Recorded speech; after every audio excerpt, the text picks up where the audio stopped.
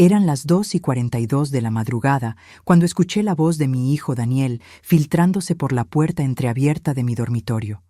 Su tono era bajo, casi un susurro, pero en el silencio de esa madrugada, cada palabra llegó hasta mis oídos como un cuchillo. Sí, está dormida. Aumenté la dosis como me dijiste. Mañana en la mañana no despierta más. Y listo, problema resuelto. Mi corazón dejó de latir por un segundo. O tal vez fueron 5. No lo sé. El tiempo se detuvo completamente.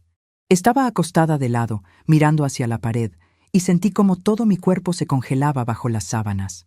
Mis manos empezaron a temblar, pero me obligué a quedarme inmóvil, absolutamente inmóvil. No va a doler. Solo se va a dormir más profundo y ya. El médico forense dirá que fue el corazón.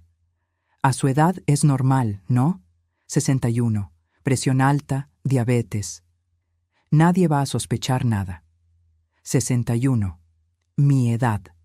Mi hijo estaba hablando de matarme como quien discute qué cenar. Escuché sus pasos acercándose por el pasillo. El piso de madera vieja crujió bajo su peso. Ese mismo piso que yo había barnizado con mis propias manos hace 20 años, cuando la pensión todavía funcionaba y teníamos huéspedes cada semana. Cerré los ojos con fuerza y regulé mi respiración.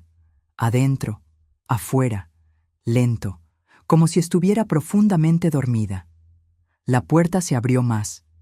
Vi su sombra proyectarse sobre la pared por la luz tenue del pasillo. Entró despacio, casi en puntas de pie, y entonces lo vi, reflejado en el espejo del armario que estaba frente a mi cama. Mi hijo, mi único hijo, con una jeringa en la mano derecha. Una jeringa, transparente, con líquido dentro. Sentí que me ahogaba, pero mantuve la boca cerrada. No podía respirar profundo porque él se daría cuenta. Tragué saliva con dificultad. Mi garganta estaba completamente seca. Daniel se acercó a mi cama. Lo vi en el espejo inclinarse sobre mí. Sentí su aliento cerca de mi cara. Olía a café y a cigarrillo. Su mano, esa mano que yo había sostenido cuando aprendió a caminar, se posó sobre mi cuello buscando mi pulso. Contuve la respiración. Sus dedos presionaron mi arteria carótida. 1, 2, 3 segundos. Estaba verificando si todavía estaba viva. Mi corazón latía tan fuerte que pensé que lo sentiría, que sabría que estaba despierta, que me descubriría. Pero no. Después de unos segundos eternos, retiró la mano y sonrió. Vi su sonrisa en el espejo, una sonrisa pequeña, satisfecha, como cuando era niño y ganaba algo que quería. Esa misma expresión.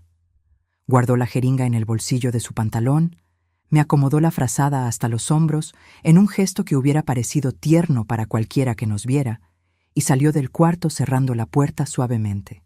Me quedé paralizada. No sé cuánto tiempo. Tal vez 5 minutos, tal vez 10. Solo escuchaba el sonido de mi propia respiración entrecortada y el zumbido constante de la heladera vieja en la cocina. Mis manos agarraban las sábanas con tanta fuerza que me dolían los nudillos.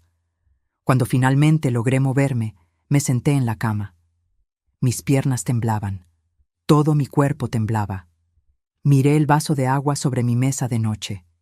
Ese vaso que Daniel me había traído antes de acostarme, como hacía todas las noches desde que se mudó temporalmente a casa hace 3 meses. «Para que tomes tus pastillas, mamá», siempre decía. Y yo, como una tonta, tomaba el agua y las pastillas sin sospechar nada. Aumenté la dosis como me dijiste. Las palabras retumbaban en mi cabeza. ¿Cuánto tiempo llevaba envenenándome? ¿Días? ¿Semanas? Pero esperen. Esperen un momento. Sé que muchos de ustedes están escuchando esto y tal vez piensan que estoy exagerando. Que estas cosas no pasan en la vida real. Que ningún hijo sería capaz de hacerle eso a su propia madre. Yo también pensaba lo mismo. Yo creía que el amor de madre era suficiente. Que si dabas todo, si te sacrificabas, si trabajabas hasta que te dolieran los huesos para darle lo mejor a tu hijo, él te iba a cuidar cuando fueras vieja. Que iba a valorar todo lo que hiciste, que iba a estar ahí. Pero estaba equivocada. Y si estás escuchando esto y algo dentro de ti se está removiendo, si sientes un nudo en el estómago porque reconoces algo de tu propia historia, déjame un comentario. Escribe aunque sea yo también, para que sepa que no estoy sola en esto, para que sepas que tú tampoco estás solo. Y si conoces a alguien que necesita escuchar esta historia, compártela, porque lo que pasó después de esa noche cambió mi vida para siempre. Mi nombre es Patricia Guzmán. Tengo 61 años. Nací y crecí en este mismo barrio de La Victoria, en Lima, Perú. En esta misma casa donde ahora casi muero a manos de mi propio hijo. Esta casa tiene 3 pisos. Es antigua, de esas construcciones de los años 70, con paredes gruesas y pisos de madera que crujen. Durante 30 años fue una pensión. La pensión Guzmán le pusimos con mi esposo Roberto. Él murió hace 8 años de un infarto. Desde entonces vivo sola aquí. 30 años recibiendo huéspedes, estudiantes de provincia que venían a estudiar a Lima, trabajadores que necesitaban un lugar limpio y barato cerca del centro. Familias enteras a veces, cuando había eventos o trámites en la capital. Yo cocinaba para todos, lavaba sábanas y toallas cada 2 días. Limpiaba los 8 cuartos que teníamos en el segundo y tercer piso. Roberto se encargaba del mantenimiento, de las cañerías, de la electricidad, de cobrar. No nos hicimos ricos, pero vivimos dignamente. Y cuando Roberto murió y yo ya no pude seguir sola con todo el trabajo, cerré la pensión. Vendí los muebles de los cuartos. Me quedé viviendo en el primer piso. La casa quedó vacía, pero es mía. Completamente pagada. Ni un peso de deuda. También tengo mis ahorros. No es una fortuna, pero son 120,000 soles en un certificado de depósito a plazo fijo. El fruto de 30 años de trabajo. De levantarme a las 5 de la mañana todos los días. De acostarme pasada la medianoche después de limpiar la cocina. De no comprarme ropa nueva para poder ahorrar. De comer lo que sobraba de los huéspedes para no gastar de más. Todo ese dinero, toda esa casa, era para Daniel, mi único hijo, mi vida entera. Daniel nació cuando yo tenía 26 años. Fue un embarazo difícil. Estuve 4 meses en reposo. Roberto trabajaba doble turno para poder mantenernos. Cuando nació, pesó apenas 2,5 kilos. Estuvo en incubadora 2 semanas. Yo iba al hospital todos los días a verlo a través del vidrio, llorando, rezándole a la Virgen de Guadalupe que me lo dejara vivo. Y sobrevivió. Creció. Se convirtió en un niño fuerte, inteligente, siempre el primero de su clase. Terminó la secundaria con honores. Yo estaba tan orgullosa. Quise que estudiara en la universidad, que fuera profesional, que tuviera una vida mejor que la nuestra. Pero Daniel abandonó la carrera de administración en el 3er ciclo. Dijo que la universidad no era para él, que quería trabajar, ganar plata rápido. Empezó en ventas, luego en un negocio de repuestos de autos con un amigo, luego en otro negocio que nunca entendí bien de qué era, siempre cambiando, siempre prometiendo que el próximo proyecto sí iba a funcionar. Se casó hace 6 años con Vanessa, una chica de Chiclayo, flaquita, de voz suave. Al principio me pareció buena muchacha. Me ayudaba en la cocina cuando venían a visitarme los domingos. Jugaba con los niños. Pero con el tiempo empecé a notar cosas, cómo miraba la casa, cómo hacía comentarios. «¡Ay, suegrita! ¿Qué casa tan grande para usted sola? Debe ser pesado mantenerla». O, «Con lo que vale esta zona ahora, podría vender y vivir tranquila en un lugar más pequeño». Daniel y Vanessa tienen 2 hijos, Mateo de 5 años y Sofía de 3. Mis nietos. Los amo con todo mi corazón. Pero casi no los veo. Vanessa siempre tiene excusas, que están resfriados, que tienen actividades, que es muy lejos venir hasta acá. La verdad es que Daniel nunca tuvo estabilidad económica, siempre con apuros de plata. Yo lo ayudaba. ¿Cómo no iba a ayudarlo? Es mi hijo. Le pagué el alquiler del departamento varias veces. Le presté dinero para sus negocios que nunca prosperaron. Le compraba ropa a los niños. Les pagaba el nido, pero nunca era suficiente. Hace 3 meses, Daniel llegó a mi casa con 2 maletas. Dijo que había tenido problemas con el casero, que necesitaba quedarse unos días mientras conseguía otro lugar. Vanessa y los niños se fueron donde la mamá de ella a Chiclayo temporalmente. «Solo un mes, mamá, te lo juro, y yo te voy a ayudar acá en la casa». Yo acepté. ¿Cómo no iba a aceptar? Es mi hijo. Al principio todo parecía normal. Daniel dormía en uno de los cuartos del segundo piso. Bajaba a desayunar conmigo. Salía a buscar trabajo, decía. Volvía en la noche. Cenábamos juntos. Me hacía compañía. Incluso me ayudaba con algunas cosas de la casa. Pero hace como un mes empecé a sentirme extraña. Más cansada de lo normal. Mareada. Con náuseas por las mañanas. Pensé que era mi presión. O la diabetes que me habían diagnosticado hace 2 años. Fui al centro de salud.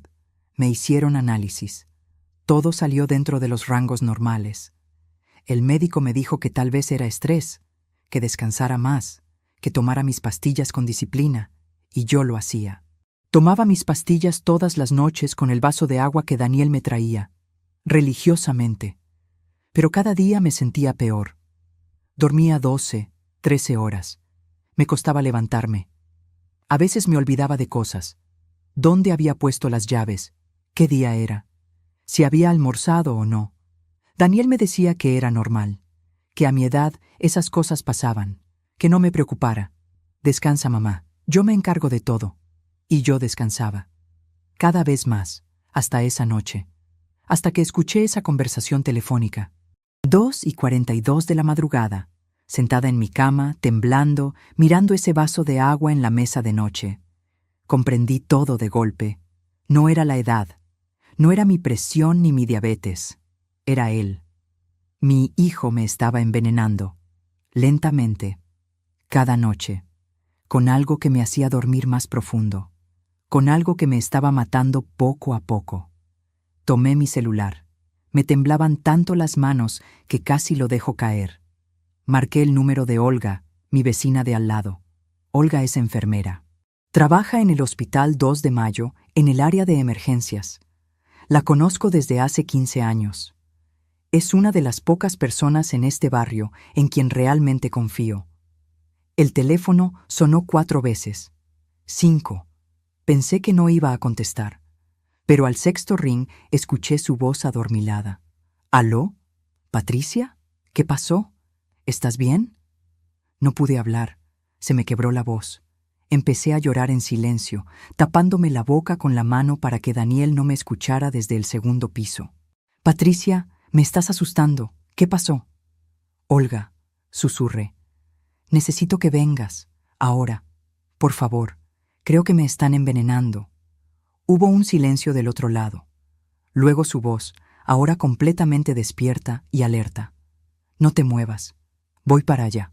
5 minutos después escuché los golpes suaves en mi ventana. Olga había saltado el murito bajo que separa nuestras casas y entró por la ventana de mi dormitorio que da al patio lateral. Así Daniel no la vería entrar por la puerta principal. Me miró y supo inmediatamente que algo grave estaba pasando.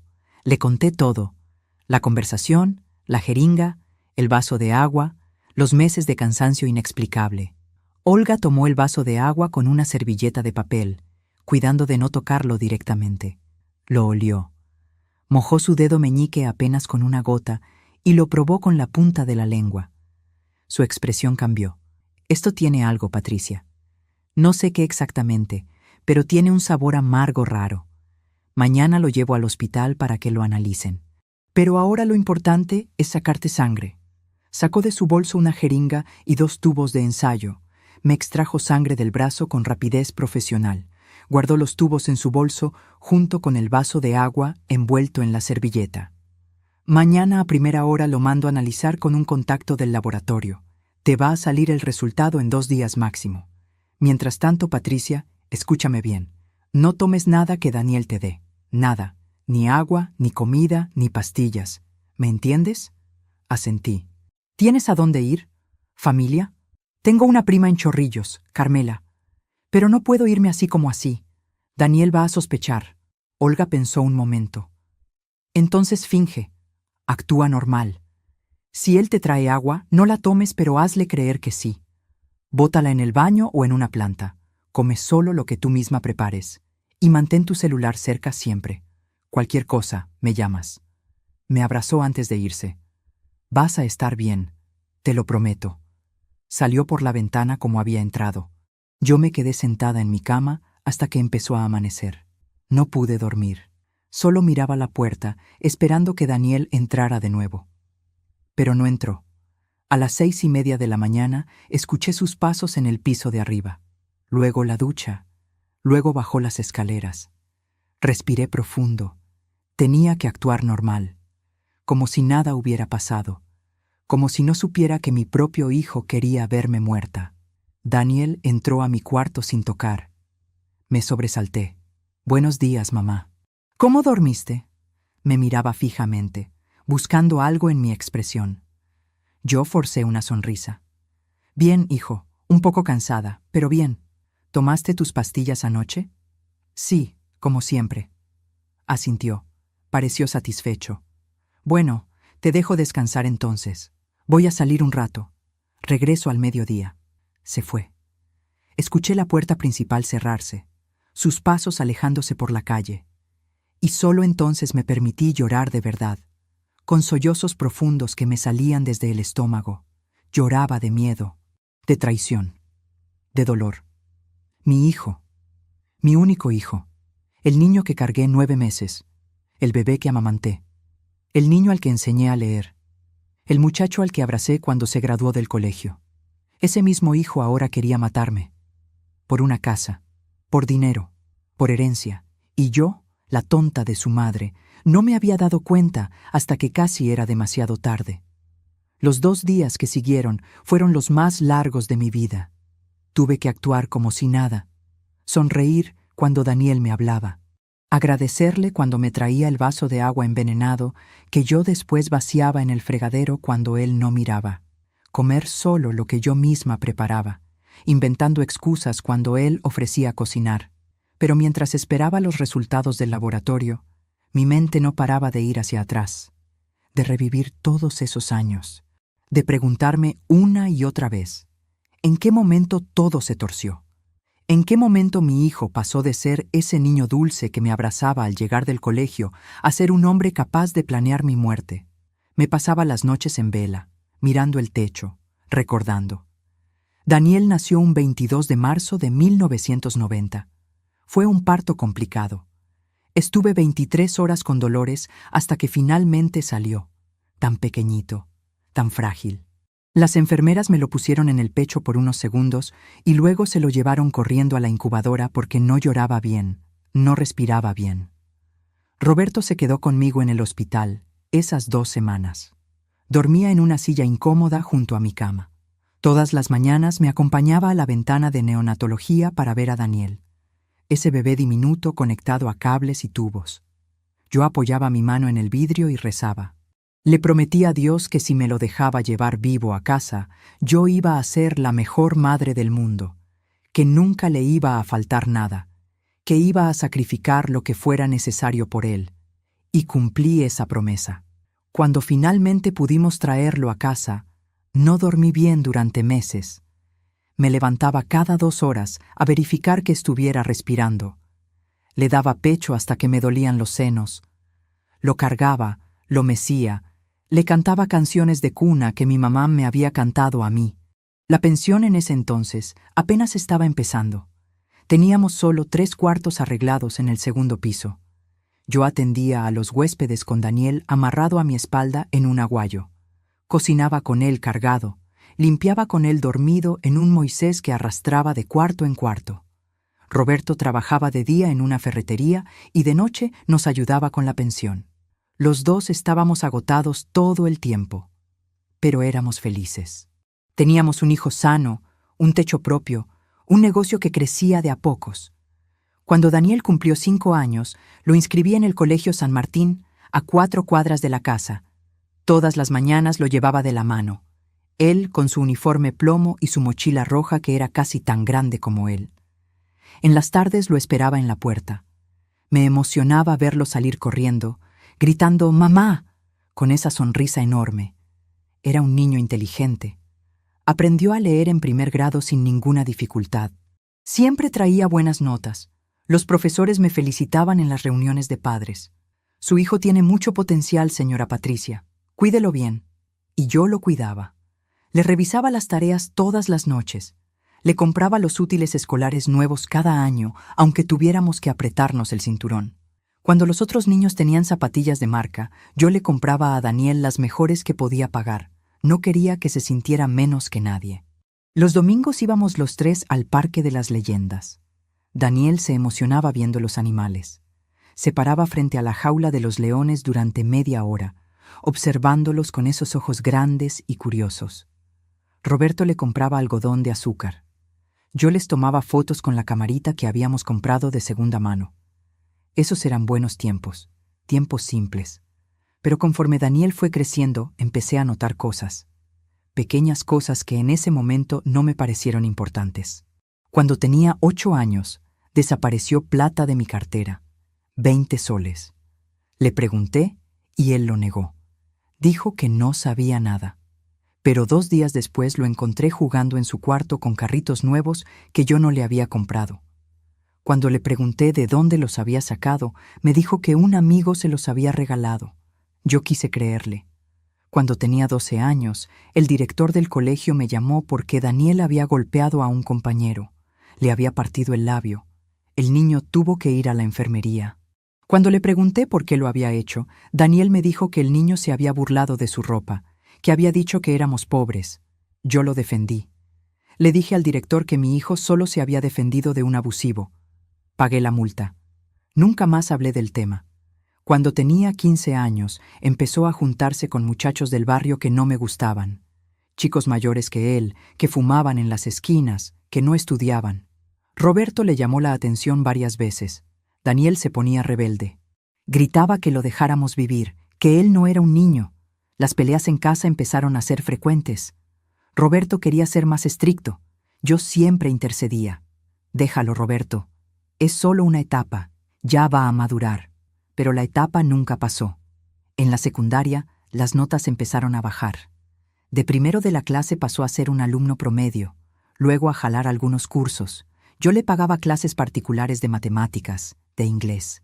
Él iba, pero no aprovechaba. Se la pasaba con el celular, distraído. Aún así, se graduó.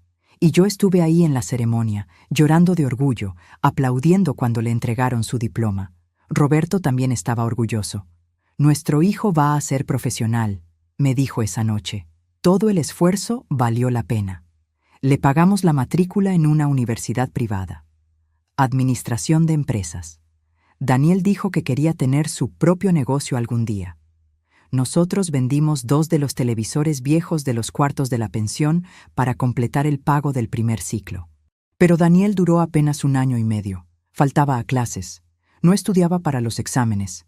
Jalaba los cursos. Roberto se puso furioso cuando nos enteramos. Le dijo que estaba desperdiciando nuestro dinero, nuestro esfuerzo. Daniel se fue de la casa por 3 meses. Se fue a vivir con un amigo. No contestaba mis llamadas. Yo lloraba todas las noches. Roberto me decía que lo dejara, que necesitaba aprender solo. Pero yo no podía. Era mi hijo, mi único hijo. Fui a buscarlo. Le rogué que volviera. Le dije que no importaba lo de la universidad, que lo importante era que estuviéramos juntos. Él volvió, pero algo había cambiado. Ya no era el niño que había sido. Ya no me miraba con cariño. Me miraba con molestia, resentimiento. Nunca entendí por qué. Roberto murió 2 años después. Infarto fulminante. Estaba arreglando una tubería del 3er piso cuando se desplomó. Yo estaba en la cocina. Escuché el golpe. Subí corriendo. Lo encontré tirado en el piso, con los ojos abiertos, sin respirar. Los paramédicos tardaron 20 minutos en llegar. Pero ya era tarde. Mi Roberto se había ido. Daniel tenía 27 años cuando su papá murió. Vino al velorio. Estuvo ahí en el entierro. Pero apenas me habló. Apenas me abrazó. Se quedó 2 días después del funeral y luego volvió a su vida. En ese tiempo ya estaba con Vanessa. Ya vivían juntos en un departamento en Los Olivos. Me quedé sola en esa casa enorme. con 8 cuartos vacíos llenos de recuerdos, con el negocio que ya no podía manejar sola. Cerré la pensión 6 meses después de que Roberto murió. Vendí todo lo que pude. Guardé el dinero en el banco y esperé. Esperé que Daniel viniera a verme más seguido, que me llevara a conocer a mis nietos cuando nacieron, que se acordara de mí en los cumpleaños, en las Navidades. Pero casi nunca venía. Siempre estaba ocupado, siempre tenía problemas, siempre necesitaba algo. Plata, siempre era plata. La primera vez que me pidió prestado fue para el negocio de repuestos con su amigo. 5,000 soles. Te los devuelvo en 3 meses, mamá, te lo juro. Nunca los devolvió. El negocio quebró al año. La segunda vez fue para pagar deudas de tarjetas de crédito. 8,000 soles. Es la última vez que te pido, mamá. Ya aprendí la lección. Tampoco los devolvió. Luego fueron 3,000 para los pañales y la leche de Mateo cuando nació.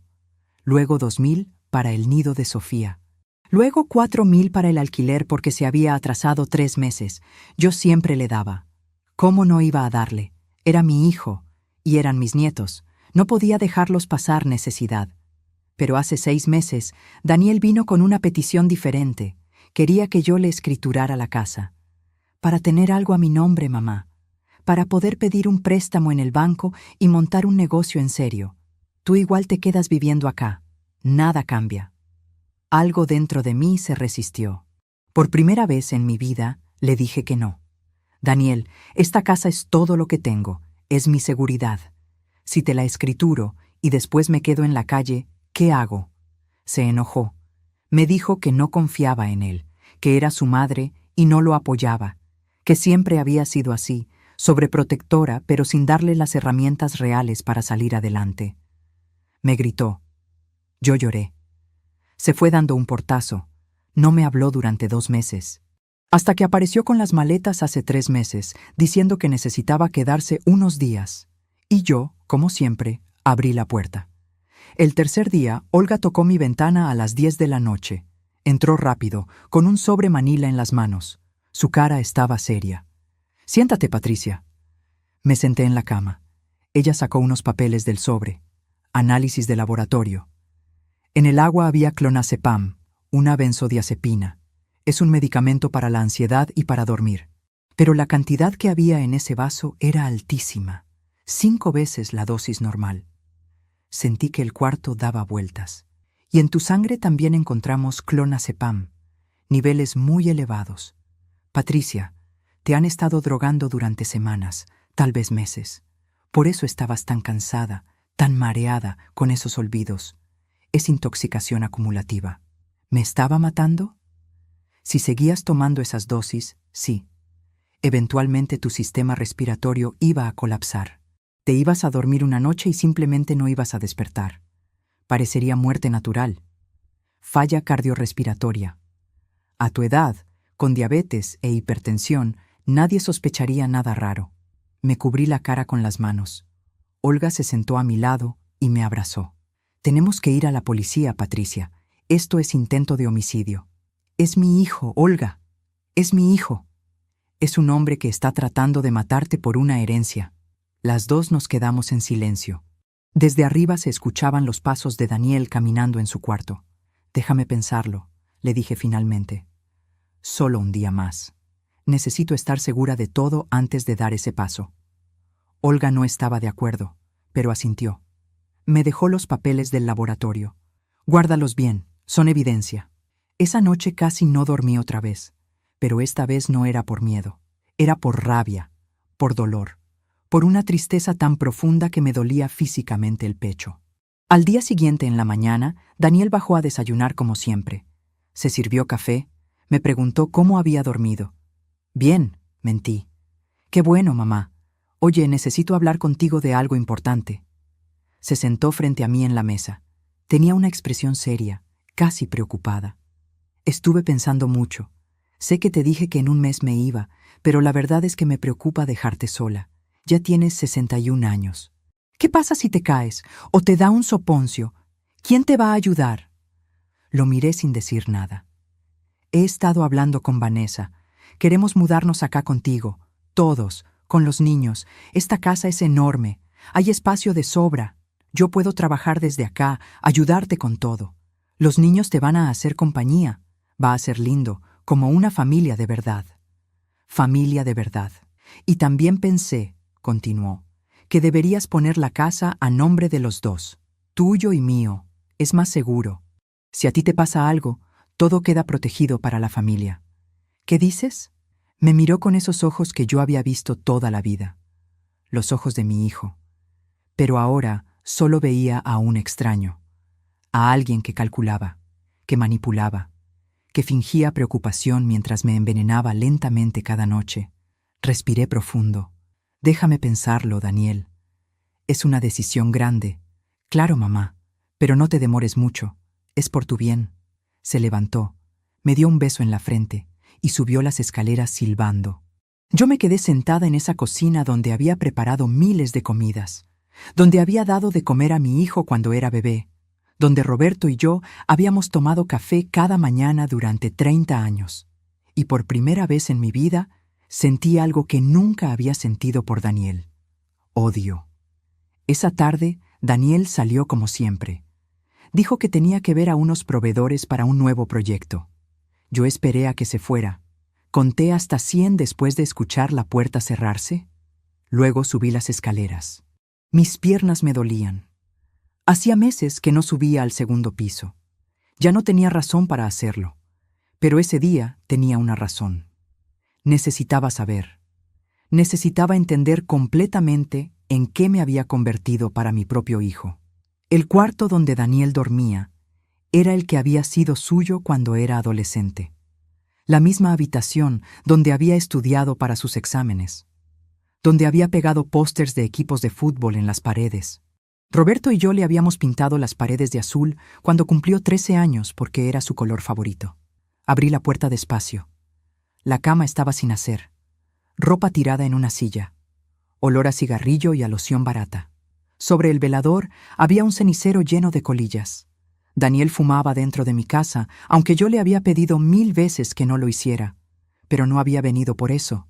Revisé el velador. Nada importante. Luego abrí el cajón. Papeles arrugados, recibos viejos. Y abajo de todo, una caja de metal pequeña. La saqué. Estaba cerrada con llave. Busqué en los bolsillos de los pantalones que estaban tirados en la silla. En el tercero encontré un llavero. Probé las llaves una por una, hasta que una abrió la caja. Adentro había plata, billetes de 50 y 100 soles. Conté rápido, casi 3000 soles.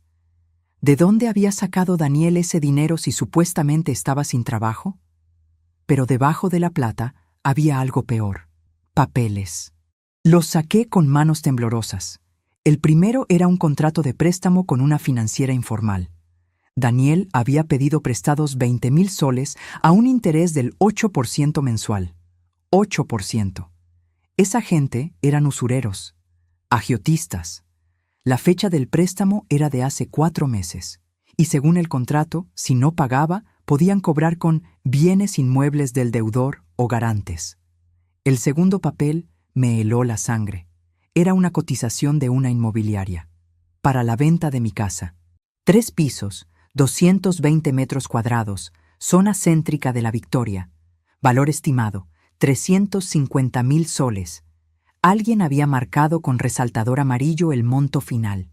El tercer papel era peor todavía. Era un borrador escrito a mano con la letra de Daniel. Un testamento. Mi testamento, escrito por él. Yo, Patricia Guzmán Vargas, en pleno uso de mis facultades mentales, dejo como único heredero de todos mis bienes a mi hijo Daniel Ramírez Guzmán. Esto incluye la casa ubicada en Junior Parinacochas 456, La Victoria, Lima, y todos mis ahorros bancarios. Había una fecha, 15 de febrero, dentro de menos de un mes, y abajo, con letra más pequeña: hacer firmar, Notaría San Borja, llevar testigos, Vanessa y hermano de B. Me senté en la cama de Daniel porque las piernas no me sostenían más. Leí los papeles otra vez, tratando de entender. Mi hijo no solo estaba envenenándome, tenía un plan completo. Me iba a hacer firmar un testamento falso, probablemente drogada, sin saber bien qué estaba firmando, con testigos que él iba a traer. Y luego, cuando el testamento estuviera legalizado, iba a aumentar la dosis de clonazepam hasta matarme. Muerte natural, testamento legal. Él heredaba todo, pagaba sus deudas, vendía la casa, y yo estaría bajo tierra sin que nadie sospechara nada. Un plan perfecto. Escuché un sonido abajo, la puerta principal abriéndose. Daniel había vuelto. Guardé todo rápido en la caja, la cerré, la puse en el cajón. Bajé las escaleras lo más silencioso que pude. Entré a mi cuarto justo cuando escuché sus pasos en el recibidor. «Mamá, ¿dónde estás?» «Acá, hijo. Estaba descansando». Apareció en la puerta de mi cuarto. Me miró con desconfianza. «¿Estás bien? Te ves pálida». «Estoy bien, solo un poco cansada». Se quedó mirándome unos segundos más. Luego asintió. «Bueno, voy a preparar la cena. ¿Quieres que te suba algo?» «No, gracias. Bajo yo en un rato». Se fue. Yo me quedé sentada en mi cama, con el corazón latiendo tan fuerte que sentía que se me iba a salir del pecho. Esa noche cenamos juntos como siempre. Daniel hizo arroz con pollo. Comí muy poco. Él me miraba de reojo. Cuando terminamos, me trajo el vaso de agua con mis pastillas como todas las noches. «Tómalas, mamá. No te olvides». «Sí, hijo, gracias». Esperé a que subiera. Me tomé las pastillas reales que yo escondía en mi velador. El agua envenenada la tiré en el fregadero. Luego me acosté, pero no dormí. Al día siguiente era domingo. Daniel me dijo que iba a salir temprano, que iba a visitar a Vanessa y los niños a Chiclayo, que volvía el lunes en la noche. «¿Vas a estar bien sola, mamá?» «Sí, Daniel. Voy a estar bien. Cualquier cosa me llamas, ¿ya?» «Ya». Se fue a las 7 de la mañana con una mochila pequeña.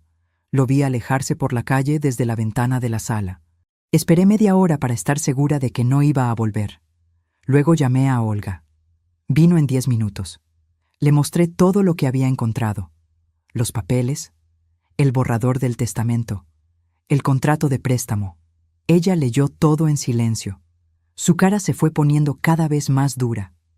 «Patricia, esto es gravísimo. No es solo intento de homicidio. Es también falsificación de documentos, estafa. Tenemos que ir a la policía ahora mismo». «No».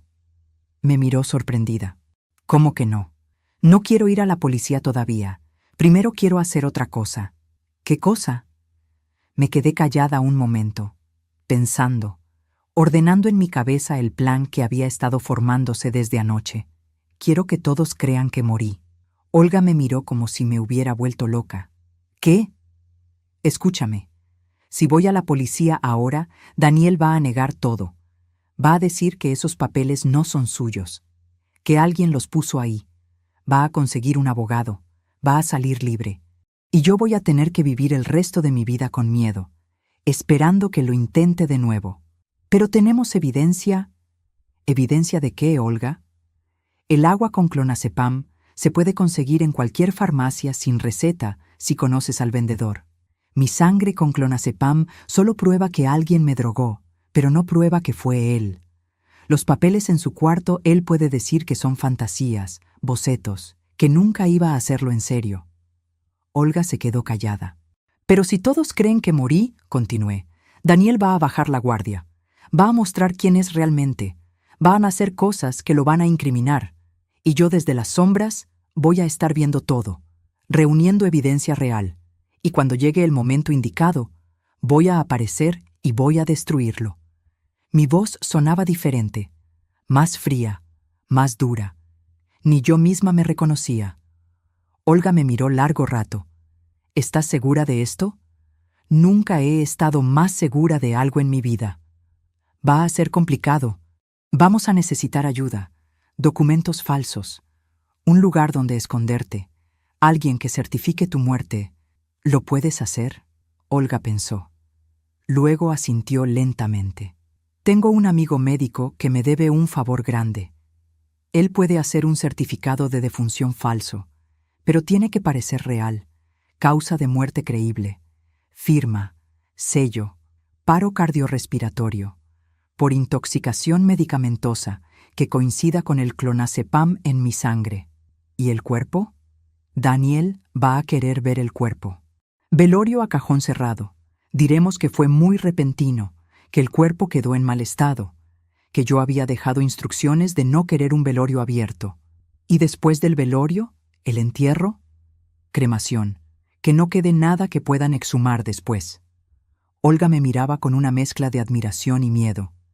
Patricia, estamos hablando de falsificar una muerte. Eso es ilegal. Podríamos ir presas. Lo sé, pero es la única manera de que esto termine bien, de que Daniel pague por todo, de que no pueda hacerle esto a nadie más. Nos quedamos en silencio. El reloj de la sala marcaba las 11 de la mañana. Afuera se oían los ruidos normales del domingo. Niños jugando en la calle. Un vendedor de tamales gritando su mercancía. La vida siguiendo su curso normal mientras yo planeaba mi propia muerte. ¿Tienes a dónde ir mientras estés muerta?, preguntó Olga finalmente. Mi prima Carmela en Chorrillos. Le puedo contar todo. Ella me va a ayudar. Vivimos juntas de niñas. Es como mi hermana. ¿Y la casa? ¿Tus cosas? Necesito proteger la casa antes de morir, cambiar el testamento real, dejarlo todo bien amarrado legalmente para que Daniel no pueda tocar nada. Eso lo podemos hacer mañana. Yo te acompaño a una notaría. Hacemos un testamento real, legal, ante notario público. Dejas todo a quien tú quieras, a una institución de caridad, a tu prima, a quien sea menos a Daniel. Asentí. Y necesitamos programar tu muerte para un día específico, continuó Olga. Tiene que ser creíble. Mañana es lunes. Daniel vuelve en la noche. ¿Qué te parece si mueres el martes en la madrugada? Yo estoy de turno esa noche en el hospital. Puedo venir, hacer el show completo, llamar a la ambulancia, llevarte al hospital. Mi amigo médico firma el certificado de defunción. Y para el martes en la tarde, todo el mundo sabe que Patricia Guzmán ha muerto. Sentí un escalofrío. Escuchar mi propia muerte planeada así, con fecha y hora, era surrealista. ¿Y si Daniel sospecha algo? No va a sospechar. Va a estar feliz. Por fin consiguió lo que quería. Su mamá muerta, la herencia libre. No va a cuestionar nada. Va a estar ocupado pensando cómo gastar el dinero. Tenía razón. Está bien, dije finalmente. Hagámoslo. Esa tarde llamé a mi prima Carmela. Tiene 63 años. Vive sola en una casita pequeña en Chorrillos. Nunca se casó. Trabajó toda su vida como secretaria en una empresa de importaciones hasta que se jubiló hace 2 años. Le conté todo. Absolutamente todo. Esperé que me dijera que estaba loca, que era una locura lo que estaba planeando. Pero en lugar de eso, su voz al teléfono sonó firme. Ven acá, prima. Esta es tu casa también. Y ese hijo desgraciado va a pagar por lo que te hizo. Esa noche dormí mejor que en semanas. Por primera vez en mucho tiempo no sentía miedo. Sentía otra cosa. Control. El lunes en la mañana salí temprano con Olga. Fuimos a la notaría Ramírez en el centro de Lima. Le expliqué al notario que quería hacer un testamento. Me pidió mi DNI. Me hizo algunas preguntas sobre mis bienes. Dicté mi testamento verdadero ahí mismo. Dejo la casa ubicada en Junior Parinacochas 456. La Victoria, Lima. A la Fundación Respeta al Adulto Mayor, organización sin fines de lucro dedicada al cuidado de ancianos en situación de abandono. Dejo mis ahorros bancarios divididos en 2 partes iguales. 50% a mi prima Carmela Guzmán Rojas y 50% a la misma fundación. No dejo nada a mi hijo Daniel Ramírez Guzmán por razones que quedarán claras en su momento. El notario me miró con curiosidad cuando dije esa última parte, pero no preguntó. Era su trabajo no preguntar. Firmé. 2 testigos que trabajaban en la notaría firmaron. El notario puso su sello. Me dio una copia. Este testamento anula cualquier otro testamento anterior o posterior que pueda aparecer, ¿verdad?, pregunté. Así es, señora. Este es su testamento oficial. Está registrado. Es legal y vinculante. Nadie puede cambiarlo salvo usted misma viniendo en persona a modificarlo. Salimos de ahí con el documento guardado en mi cartera. Olga y yo nos miramos. «Ya está», dijo ella. «Daniel no va a heredar ni un clavo». Fuimos a un banco. Saqué 20,000 soles en efectivo de mi cuenta. Eran para sobrevivir las próximas semanas en casa de Carmela sin que nadie pudiera rastrearme por movimientos bancarios. Luego fuimos a mi casa. Empaqué una maleta pequeña con ropa y cosas personales. La escondí en el cuarto de servicio que estaba al fondo del primer piso. Daniel nunca entraba ahí. A las 8 de la noche llegó Daniel. Traía cara de cansado. Dijo que el viaje había sido largo, que los niños estaban bien, que Vanessa mandaba saludos. Mentiras. Todo mentiras. Cenamos juntos. Me trajo el vaso de agua envenenado. Yo lo recibí con una sonrisa. «Gracias, hijo». Esa fue la última vez que iba a llamarlo hijo. La última vez que iba a fingir que no sabía. Porque en menos de 12 horas, Patricia Guzmán iba a morir. Y cuando resucitara, iba a ser otra persona. Una persona sin miedo, sin culpa. Sin ese amor ciego de madre que me había hecho tan vulnerable. Iba a ser alguien que su hijo nunca había conocido. Alguien dispuesta a hacer justicia. El martes a las 3:20 de la madrugada, Olga entró por la ventana de mi cuarto como habíamos planeado. Venía con su uniforme de enfermera del hospital. Traía una bolsa con todo lo necesario. Yo estaba vestida, sentada en mi cama, esperándola. No había dormido nada. Daniel estaba en el segundo piso. Lo había escuchado acostarse a la medianoche. «¿Lista?», susurró Olga. Asentí. Me ayudó a recostar en la cama. Me acomodó en una posición natural, como si estuviera durmiendo de lado. Me revisó el pulso, la respiración. «Cuando lleguen los paramédicos no te muevas, no respires muy profundo, lo más quieta posible. Yo me encargo de todo». Me puso una manta delgada sobre el cuerpo. Luego tomó su celular. «Ahora viene lo más difícil», dijo. «Tengo que gritar, tengo que hacer que Daniel baje. Perdóname por lo que voy a decir». «Hazlo». Olga respiró hondo. Luego abrió la puerta de mi cuarto y gritó con voz desesperada. «¡Auxilio! ¡Ayuda! ¡Señora Patricia! ¡No responde!». Golpeó las paredes. Hizo ruido. Arriba se escuchó movimiento. Daniel bajó las escaleras corriendo. Apareció en la puerta de mi cuarto en calzoncillos y camiseta, con cara de dormido. «¿Qué pasó? ¿Quién es usted?». «Soy Olga, la vecina. Soy enfermera. Su mamá me llamó hace como 20 minutos diciendo que se sentía mal, con dolor en el pecho. Vine corriendo, pero ahora no responde. No tiene pulso». Olga estaba actuando perfectamente. Su voz sonaba genuinamente angustiada. Daniel se acercó a la cama. Me miró. Yo mantuve los ojos cerrados, el cuerpo completamente inmóvil. Podía sentir su presencia cerca, su olor a sudor y a sábanas. ¿Está muerta? Necesitamos llamar a una ambulancia ya. Tal vez todavía se pueda hacer algo. Vi a través de mis pestañas la expresión de Daniel. Esperaba ver preocupación, miedo, tristeza. Pero lo que vi fue otra cosa. Vi cómo sus ojos se movían rápido, cómo procesaba la información, cómo calculaba. Y por un segundo, apenas un segundo, vi el destello de algo en su cara. Alivio. Olga ya estaba llamando a la ambulancia.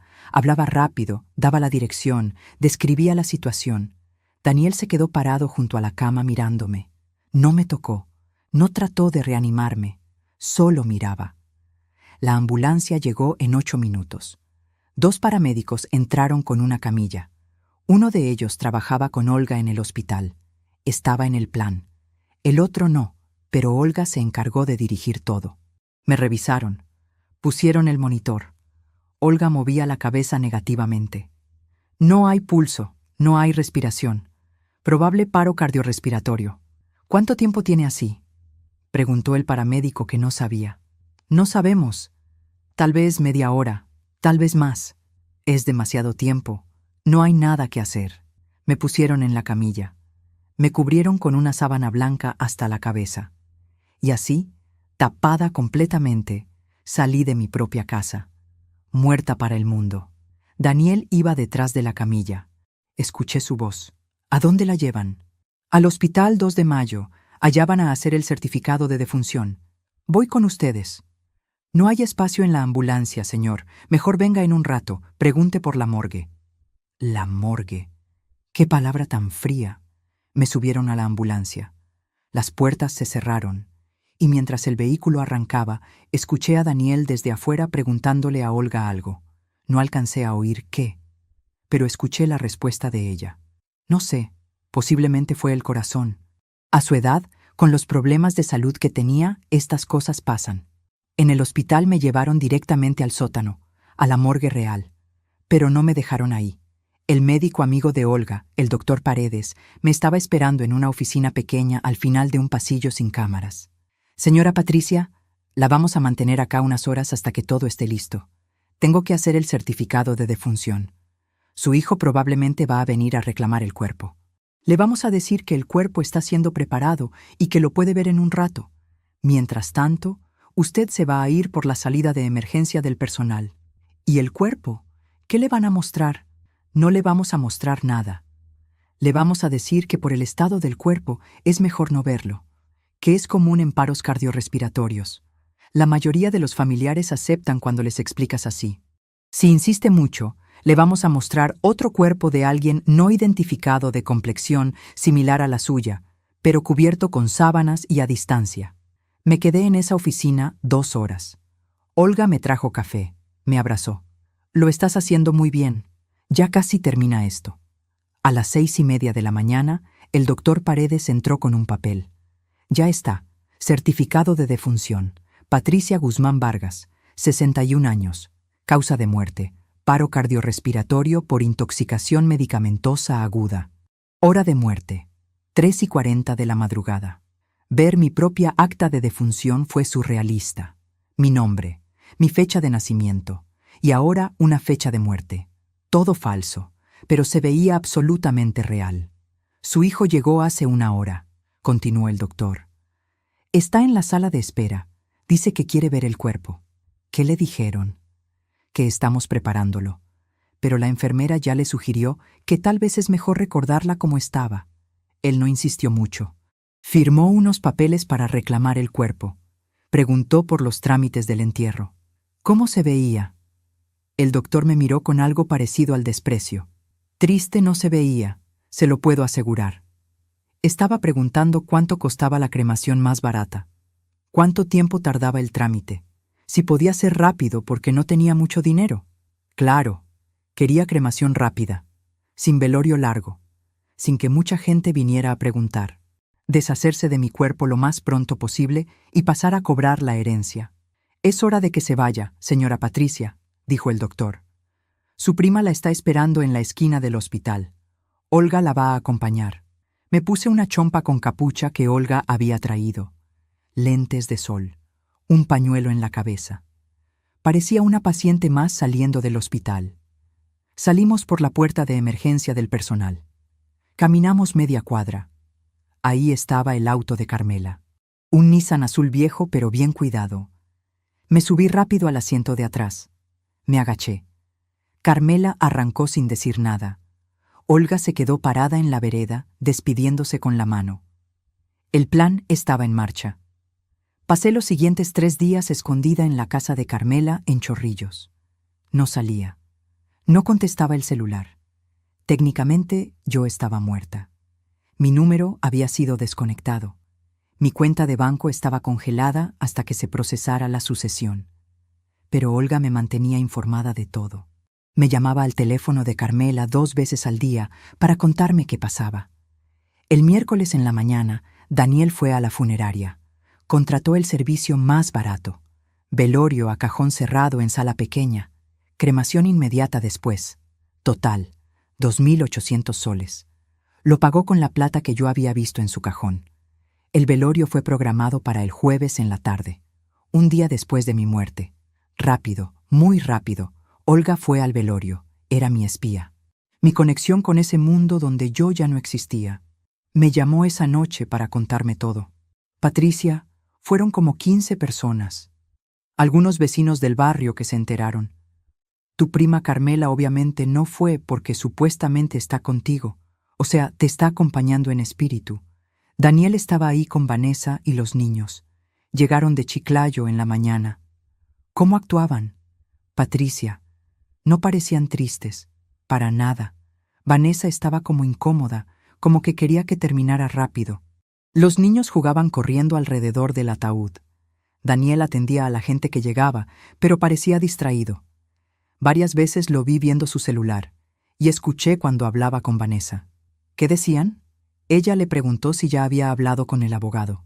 Él dijo que sí, que el lunes tenían cita para iniciar el trámite de sucesión, que con el testamento que tenían preparado todo iba a ser rápido, que en 2 meses la casa estaría a su nombre y la podían vender. Sentí una mezcla de rabia y satisfacción. Ahí estaba la confirmación. El testamento falso. Iban a usarlo. ¿Alguien preguntó por mí? Digo, por ti, continué. Doña Rebeca de la tienda de la esquina preguntó qué te había pasado. Daniel le dijo que habías estado muy enferma, que te dio un paro y que fue todo muy rápido, que tú no querías sufrir y que por eso decidiste que fuera velorio cerrado y cremación rápida. Mentiroso. Hay más. Después del velorio, como a las 8 de la noche, todos se fueron. Yo me quedé un rato más porque quería ver qué hacía Daniel. Se fue con Vanessa y los niños a tu casa. Los seguí desde lejos. Entraron. Se quedaron ahí. ¿Se quedaron en mi casa? Sí. Y hoy viernes en la mañana fui a ver. Vanessa estaba colgando ropa en el patio. Los niños jugaban en la sala. Patricia, ya se mudaron. A un día de tu muerte ya están viviendo ahí como si fuera su casa. Cerré los ojos. Respiré hondo. No podía enojarme todavía. Necesitaba mantener la cabeza fría. Olga, necesito que hagas algo. Necesito que averigües cuándo van a ir al abogado. Necesito saber qué abogado es. Y necesito estar ahí cuando presenten ese testamento falso. ¿Qué vas a hacer? Voy a dejar que se hundan solitos. Voy a dejar que presenten el testamento falso. Que digan que es mi firma. Que traten de legalizar su mentira. Y entonces voy a aparecer, como un fantasma, y los voy a destruir. El sábado siguiente, 3 días después del velorio, Olga consiguió la información. Daniel había hecho una cita con un abogado de la avenida Tacna para el lunes de la próxima semana a las 10 de la mañana. Iban a presentar el testamento falso y empezar el trámite de sucesión. Eso nos daba una semana completa desde mi muerte hasta el momento de la trampa. Tiempo suficiente para que Daniel se confiara completamente. Carmela y yo pasamos el fin de semana planeando exactamente qué hacer, cómo hacerlo, cuándo dar el golpe. El domingo en la tarde, un día antes de la cita con el abogado, llamé al doctor Paredes. Doctor, necesito que el lunes en la mañana usted esté disponible. Posiblemente va a tener que explicarle a la policía por qué firmó un certificado de defunción falso. ¿Va a ir a la policía? Voy a ir con la policía, a la oficina del abogado, justo cuando Daniel esté presentando el testamento falso. Hubo un silencio. Señora Patricia, yo puedo perder mi licencia por esto. Lo sé, y le voy a estar eternamente agradecida. Pero esto tiene que terminar, y tiene que terminar de tal manera que mi hijo no pueda escaparse, que no pueda decir que fue un malentendido. Necesito atraparlo en el acto. El doctor suspiró. Está bien, pero quiero estar ahí cuando pase todo. Quiero explicar por qué lo hice. Que quede claro que fue para salvar su vida. Cuenta con eso. El lunes en la mañana, exactamente 6 días después de mi muerte, me desperté a las 6. Me vestí con un pantalón oscuro y una blusa celeste que Carmela me había prestado. Me peiné. Me maquillé un poco. Quería verme viva, muy viva. A las 8 fuimos a la comisaría de La Victoria. Pedimos hablar con el comisario, un hombre de unos 50 años, bigote grueso, voz grave. Buenos días, ¿en qué les puedo ayudar? Mi nombre es Patricia Guzmán Vargas. Vengo a denunciar que mi hijo intentó asesinarme. Y también vengo a informarle que estoy oficialmente muerta desde el martes pasado, pero como puede ver, estoy bastante viva. El comisario me miró como si hubiera dicho que era marciana. Le conté todo. Desde el principio, la conversación que escuché, el clonazepam, los análisis de sangre, los papeles en el cuarto de Daniel, el plan de la muerte falsa, el certificado falso, el velorio. Y lo más importante, la cita de hoy a las 10 con el abogado para presentar un testamento falsificado. Le mostré todas las evidencias, los análisis de laboratorio, la copia del testamento falso que había fotografiado, el testamento real hecho ante notario, el certificado de defunción falso. El comisario escuchó todo en silencio. Cuando terminé, se recostó en su silla. Señora, esto es... Nunca había visto algo así en 25 años de carrera. ¿Me cree? Tengo todas las evidencias frente a mí. Claro que le creo. ¿A qué hora dijo que era la cita con el abogado? 10 de la mañana. Avenida Tacna 856, oficina 302. Miró su reloj. Eran las 9:15. Tenemos tiempo. Voy a ir con 2 agentes. Vamos a llegar justo cuando su hijo esté presentando el testamento falso. Y lo vamos a arrestar ahí mismo por intento de homicidio, falsificación de documentos y fraude. A las 10:05 estábamos estacionados frente al edificio de la avenida Tacna. Yo iba en el asiento trasero de la patrulla con Carmela, el comisario adelante con 2 agentes. Olga venía en su auto detrás de nosotros. El doctor Paredes había llegado también en su propio auto. A las 10 en punto vimos a Daniel entrar al edificio. Venía con Vanessa. Ella cargaba una carpeta manila, probablemente con el testamento falso adentro. Esperemos 5 minutos, dijo el comisario. Que se pongan cómodos, que empiecen a presentar los papeles, y entonces entramos. Fueron los 5 minutos más largos de mi vida. A las 10:05 subimos, todos. El comisario, los 2 agentes, yo, Carmela, Olga, el doctor Paredes. Un grupo pequeño pero determinado. Oficina 302. La puerta tenía un letrero. Doctor Julio Méndez, abogado. El comisario tocó. Una voz desde adentro dijo, «Adelante». Entramos. Daniel estaba sentado frente al escritorio del abogado. Vanessa a su lado. El abogado era un hombre calvo, de lentes, como de 60 años. Tenía los papeles del testamento falso abiertos sobre el escritorio. Daniel levantó la vista cuando entramos. Me vio. Su cara cambió por completo. Los ojos se le abrieron enormes. La boca se le abrió. Se puso blanco, blanco como papel. «¿Mamá?» Su voz salió como un chillido. Vanessa volteó a verme y se le cayó la cartera que tenía en las piernas. «Hola, Daniel», dije con voz tranquila. «Supongo que no esperabas verme». Se paró de golpe. La silla cayó para atrás con el movimiento. Pero tú estás muerta. Yo te vi, el certificado, el velorio». Sorpresa, resulta que no estoy muerta, estoy muy viva.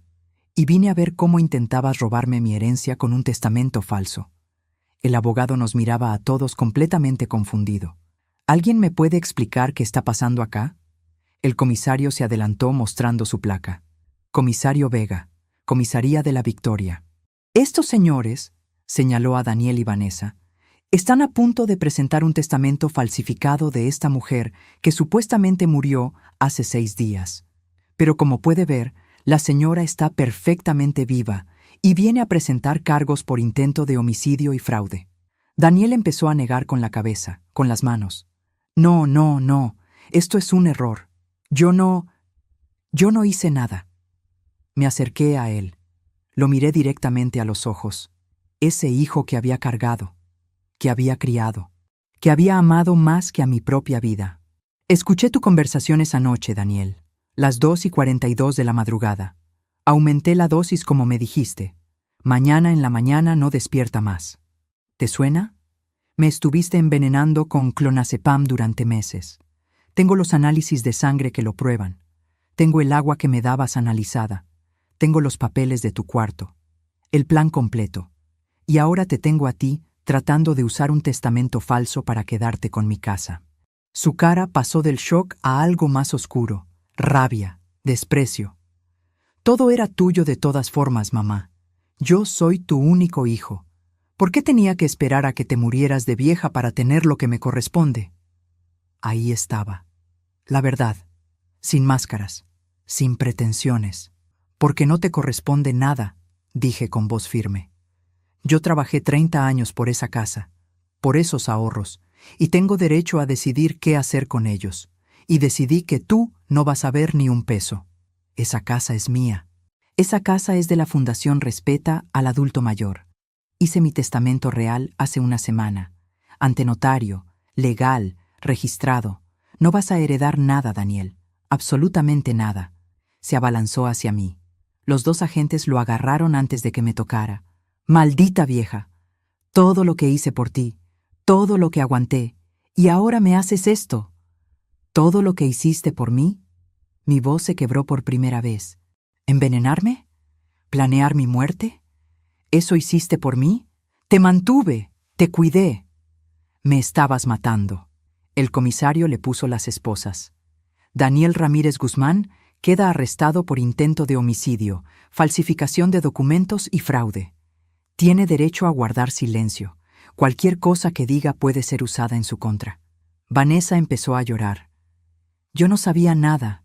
Yo no sabía. Daniel me dijo que ella iba a firmar el testamento. Yo no sabía que la estaba envenenando. Ya lo averiguaremos en el interrogatorio, dijo uno de los agentes. Se llevaron a Daniel esposado. Él me miró una última vez antes de salir. No había arrepentimiento en sus ojos, solo odio. Me quedé parada en esa oficina, temblando. Carmela me abrazó. Olga también.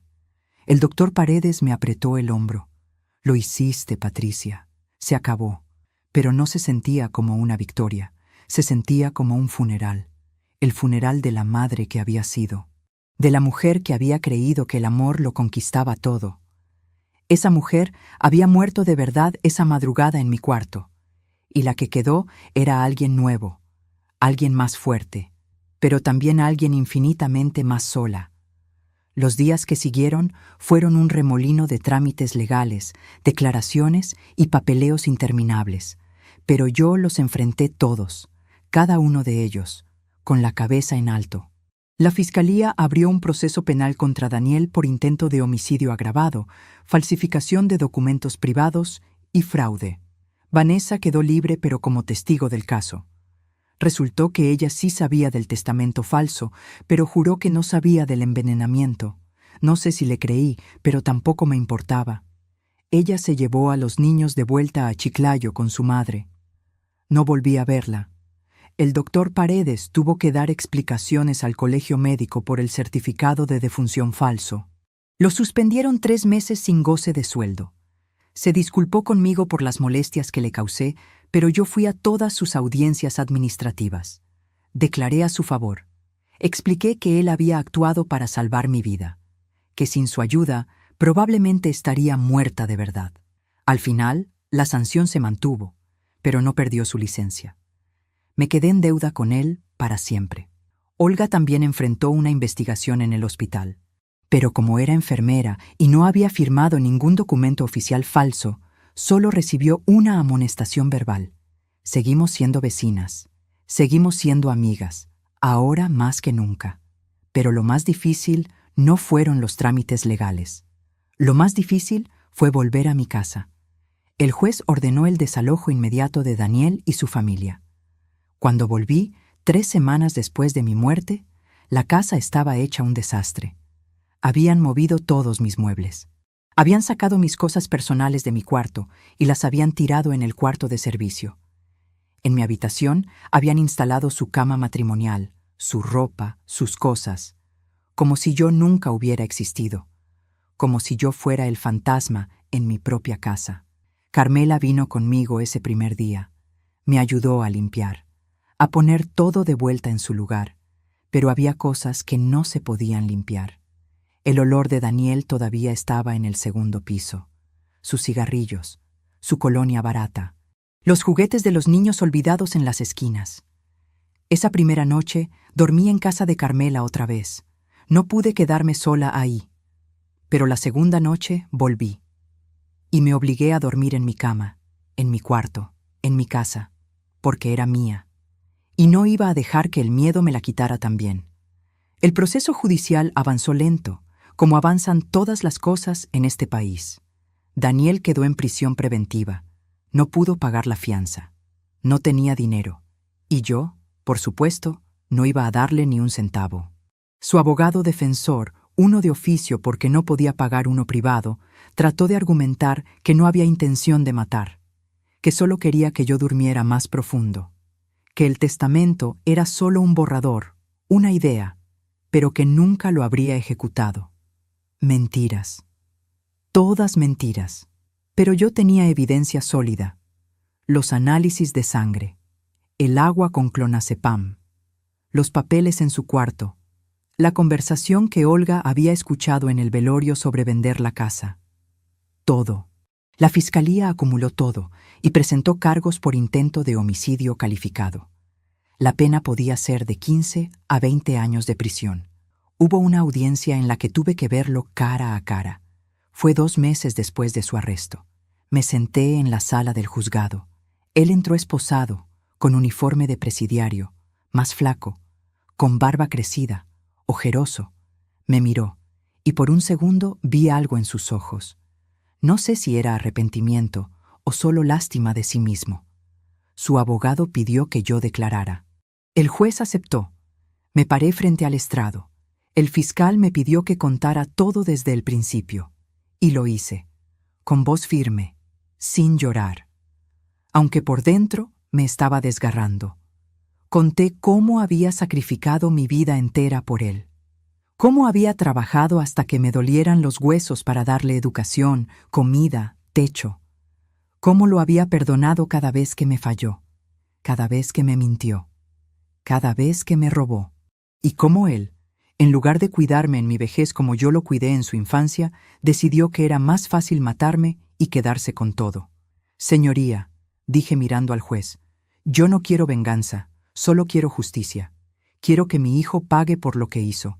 Quiero que aprenda que las personas no son desechables, que los viejos no somos estorbos, que se pueden eliminar cuando ya no servimos. Quiero que esto sirva de ejemplo, para que ninguna otra madre tenga que pasar por lo que yo pasé. El juez asintió. Daniel bajó la cabeza. Al final de la audiencia, el juez mantuvo la prisión preventiva.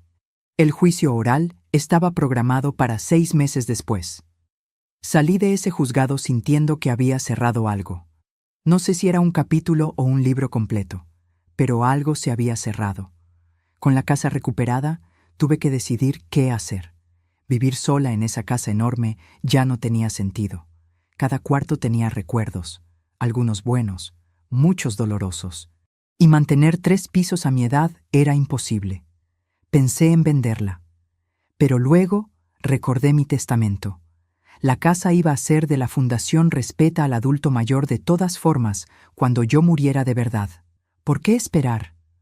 Hablé con el director de la fundación, don Ernesto, un señor de 70 años que había fundado el refugio hacía 20 años después de ver a su propia madre abandonada por sus hijos en un asilo horrible.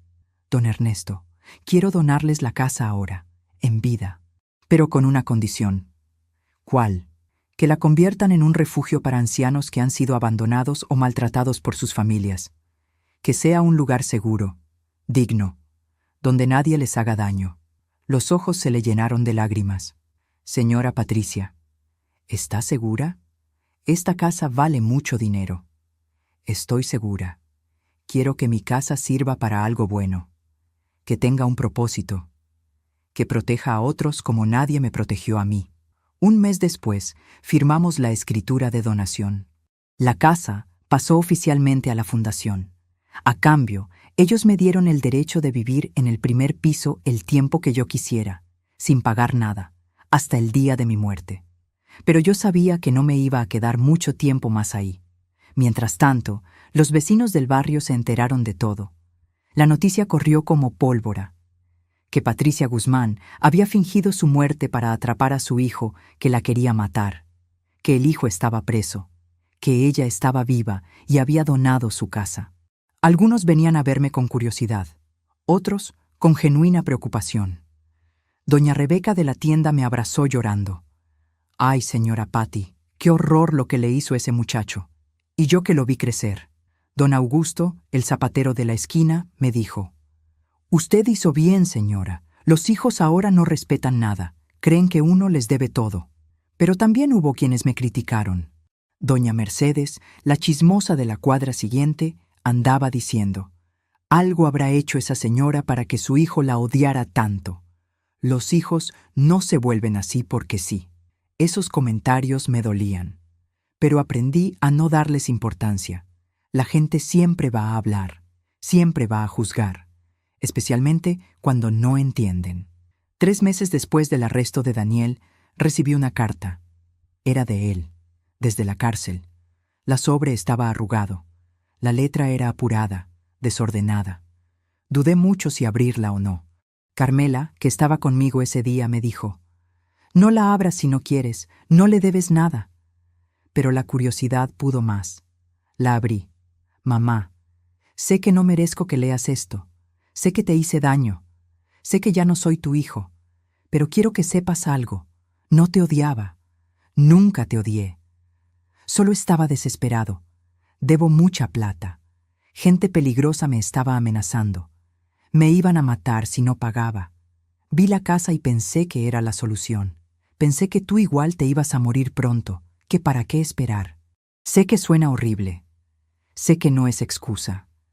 Acá en la cárcel he tenido tiempo de pensar, de recordar todo lo que hiciste por mí, todo lo que te sacrificaste, y me doy cuenta de que siempre lo vi como una obligación tuya, como algo que me debías. Nunca lo vi como amor. Ahora que tengo hijos entiendo un poco más.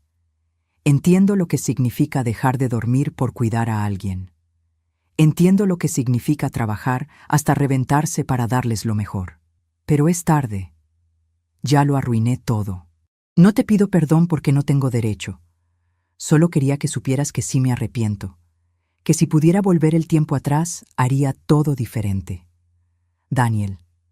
Leí la carta 3 veces. Lloré. No sé ni por qué lloré. Tal vez por lo que pudo haber sido y nunca fue. Tal vez por ese niño pequeño que alguna vez me abrazaba y que se perdió en algún lugar del camino. Carmela me preguntó qué decía. Dice que se arrepiente. ¿Le crees? Pensé mucho antes de responder. Creo que le duele estar preso. Creo que le duele haber perdido todo. Pero no sé si realmente entiende el daño que me hizo. No sé si alguna vez lo va a entender. Guardé la carta en un cajón. No la respondí. No tenía nada que decirle. Decidí finalmente que era hora de empezar de nuevo. En serio. No solo sobrevivir, sino vivir. Le pedí a la fundación que empezara los trabajos de remodelación de la casa para convertirla en refugio. Iban a tardar unos 4 meses. Mientras tanto, me mudé definitivamente con Carmela a Chorrillos. Era extraño vivir en una casa que no era mía, en un cuarto pequeño, sin todos mis trastes, sin mi cocina, sin mi jardincito del patio, pero también era liberador. No tenía que mantener 3 pisos. No tenía que preocuparme por cañerías rotas o goteras. No tenía que cocinar para huéspedes imaginarios o limpiar cuartos vacíos llenos de fantasmas. Carmela y yo caímos en una rutina tranquila. Nos levantábamos a las 7. Desayunábamos juntas. Ella salía a su clase de tejido en el centro comunal 2 veces por semana. Yo empecé a ir con ella. Aprendí a tejer. A los 61 años. Nunca en mi vida había tenido tiempo para eso. Siempre estaba trabajando, cocinando, limpiando, atendiendo. Pero ahora sí tenía tiempo. Hice mi primera bufanda. Me quedó chueca y con huecos, pero era mía. La hice yo, con mis manos, solo para mí. También empecé a caminar por las mañanas en el malecón de Chorrillos. Algo que nunca había hecho. Veía el mar, sentía la brisa, escuchaba las gaviotas, y por primera vez en mucho tiempo respiraba tranquila. El juicio oral finalmente llegó, 6 meses después del arresto. Fue en noviembre, un día gris y nublado típico de Lima en esa época. No quise ir a todas las audiencias. Solo fui a la primera y a la última. En la audiencia final, el juez dictó sentencia. Daniel fue declarado culpable de intento de homicidio calificado y falsificación de documentos. La pena: 18 años de prisión efectiva. 18 años. Él tenía 35. Iba a salir a los 53, si es que salía antes por buena conducta. Cuando el juez leyó la sentencia, Daniel no reaccionó. Solo miró al piso.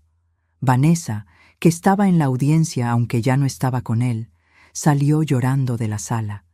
Yo me quedé sentada, esperando sentir algo: alivio, satisfacción, justicia, pero solo sentía cansancio, un cansancio profundo, de años, de décadas. Salí del juzgado con Carmela. Afuera había algunos periodistas. Se había filtrado que era un caso de matricidio frustrado y querían entrevistarme. No hablé con ninguno. Solo caminé hasta el auto de Carmela y nos fuimos. En el camino de vuelta a Chorrillos, Carmela me preguntó: ¿cómo te sientes? No lo sé. ¿Se supone que deba sentirme bien porque mi hijo va a estar preso 18 años? Se supone que te sientas como te sientas. No hay manual para esto. Tenía razón. Llegamos a la casa. Preparé café. Nos sentamos en el patio pequeño de Carmela. Había un limonero, algunas plantas de albahaca, un gato viejo y gordo que se la pasaba durmiendo al sol. ¿Sabes qué es lo más raro?, dije después de un rato. Durante 35 años mi vida giró alrededor de Daniel. Todo lo que hacía era pensando en él, en su futuro, en su bienestar. Y ahora que ya no está, no sé quién soy. No sé qué hacer con mi vida. Carmela tomó un sorbo de su café. Pues ahora tienes tiempo de averiguarlo. Por primera vez eres solo Patricia. No la mamá de Daniel, no la dueña de la pensión Guzmán, no la viuda de Roberto, solo Patricia. ¿Qué quiere Patricia? Esa pregunta me dejó muda. ¿Qué quería yo? ¿Cuándo fue la última vez que me hice esa pregunta? No sé, admití. Bueno, pues averigüémoslo juntas. Tenemos tiempo, tenemos salud, tenemos una pensión decente, tenemos esta casa, tenemos nuestras manos, nuestras cabezas. ¿Qué más necesitamos? Me reí. Por primera vez en meses, me reí de verdad. Tienes razón, prima. Tienes toda la razón. Esa noche cenamos en el patio. Carmela hizo su arroz con pollo especial, el que lleva pasas y aceitunas. Yo preparé una ensalada con los tomates de su jardín. Abrimos una botella de vino barato que Carmela guardaba para ocasiones especiales. No era una celebración. No exactamente. Era más bien un cierre. Un punto final. Brindamos. Las dos solas. Dos mujeres viejas que habían sobrevivido a la vida, a las pérdidas, a las traiciones, a todo. Por nosotras, dijo Carmela. Por nosotras, repetí, y chocamos nuestras copas bajo el cielo gris de Lima, en ese patio pequeño que ahora era mi hogar. Por primera vez en mucho tiempo me sentía en paz. No era felicidad, no todavía, pero era paz. Y por ahora eso era suficiente. Han pasado 2 años desde aquel lunes en la oficina del abogado. 2 años desde que resucité de entre los muertos y cambié mi vida para siempre. Hoy es un sábado de enero. Hace calor húmedo en Lima. Estoy sentada en el patio de la casa de Carmela en Chorrillos, que ahora también es mi casa, tomando limonada helada y mirando cómo el gato gordo persigue una mariposa sin mucho entusiasmo. Tengo 63 años. Carmela tiene 65. Las dos estamos vivas. Las dos estamos bien. La Casa de la Victoria ya no forma parte de mi vida. La fundación terminó la remodelación hace un año. Ahora es el refugio Patricia Guzmán para adultos mayores en situación de vulnerabilidad. Fui a la inauguración. Vi los 8 cuartos convertidos en habitaciones individuales con baño privado, la sala común donde los ancianos pueden conversar, tejer, ver televisión, y la cocina donde una cocinera prepara 3 comidas al día. Conocí a algunos residentes. Don Esteban, de 82 años, a quien sus hijos echaron porque estorbaba. Doña Rosa, de 74, que vivía en la calle porque su nuera se quedó con su pensión. Don Mario, de 78, abandonado por su familia en un hospital. Cada uno había sido desechado como si no valiera nada. Pero ahí, en esa casa que alguna vez fue mía, ahora tenían un lugar seguro, dignidad, respeto. Me llamaron Ángel. Yo les dije que solo era una vieja que tuvo suerte de poder hacer algo bueno con su dolor. Daniel sigue en prisión. Hace 6 meses me mandó otra carta. Y luego otra, y otra más. Al principio no las abría, pero hace 3 meses decidí leerlas. Me cuenta cómo es su vida allá adentro. Comparte celda con otros 5 hombres. Trabaja en el taller de carpintería. Dice que va a terapia, que está tratando de entender por qué hizo lo que hizo. Dice que extraña a sus hijos, que Vanessa dejó de llevárselos, que Mateo y Sofía ya casi no lo recuerdan. Dice que entiende que yo no lo pueda perdonar, que él tampoco se ha perdonado. No le he respondido ninguna carta. No sé si algún día lo haré, pero las leo. Y eso es algo. Carmela me preguntó una vez si pensaba ir a visitarlo. No lo sé, le dije. Parte de mí siente que debería. Es mi hijo, pero otra parte no quiere volver a verlo nunca. No hay prisa, me dijo. Tienes tiempo de decidir. Y tiene razón. Tengo el resto de mi vida para decidir si quiero tener contacto con él o no. Mi vida ahora es simple, tranquila. Para mí es perfecta. Me levanto cuando mi cuerpo me pide. Ya no tengo que madrugar ni atender a nadie. Desayuno con Carmela. Pan con palta o tamales los fines de semana. Café con leche. 3 veces por semana vamos a la clase de tejido. Ya no hago bufandas chuecas. Ahora hago chales, gorros, guantes. Los vendemos en una feria artesanal los domingos. No es mucho dinero, pero es mío. 2 veces por semana voy a clases de gimnasia para adultos mayores. Somos como 15 viejitos. Me río mucho ahí. Todos tenemos dolores, todos nos quejamos, pero nos reímos, y eso ayuda. Los fines de semana voy con Carmela al mercado. Cocinamos juntas, comemos despacio, conversando, sin apuros. A veces vienen las amigas de Carmela a tomar té. Nos sentamos en el patio y hablamos durante horas. Ya no tengo que fingir que estoy bien cuando no lo estoy. Estas mujeres me entienden, y yo las entiendo a ellas. Hace un mes fui al refugio en La Victoria otra vez, solo a visitarlos. Doña Rosa corrió a abrazarme. Señora Patti, qué bueno que vino. Me mostró un mantel bordado con flores rojas y amarillas. Hermoso. Don Esteban me invitó a jugar damas chinas. Perdí 3 veces seguidas. Él se reía como niño. Almorzamos todos juntos. Sopa de pollo con fideos, arroz con lentejas. Comida simple, pero hecha con cariño. Mientras comíamos, don Mario me preguntó: «Señora Patricia, ¿es verdad que su hijo intentó matarla?» Todos se quedaron callados. «Sí, don Mario, es verdad». «¿Y cómo siguió adelante?» Me quedé pensando un momento. Al principio solo ponía un pie delante del otro, un día a la vez.